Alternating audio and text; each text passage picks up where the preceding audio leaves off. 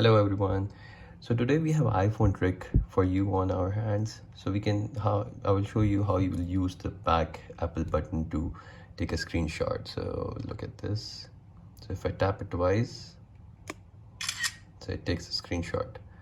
So how do we do that? So it's part of the many accessibility functions it has. So if you go to the settings, you can go to the accessibility function over here.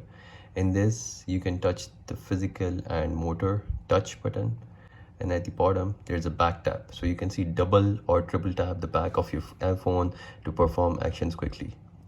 In that, if you choose the double tap, so there are multiple functions you can use. So you can use it either to lock the screen, you can go for Apple switcher, you can go for mute, notification center, reachability, screenshot. So right now I have it on screenshot.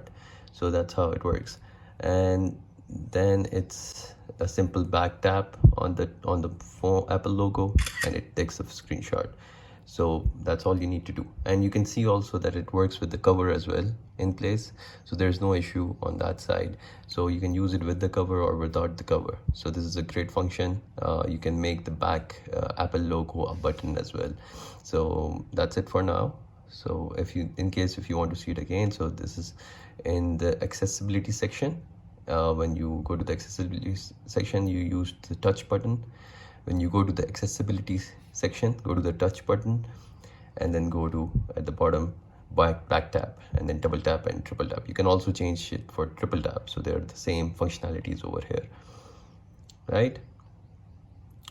Do let us know if you want to know anything more about iPhones, Apple Watches, or any other product, any gadget that you want to, and subscribe to our channel. Thank you. Bye bye.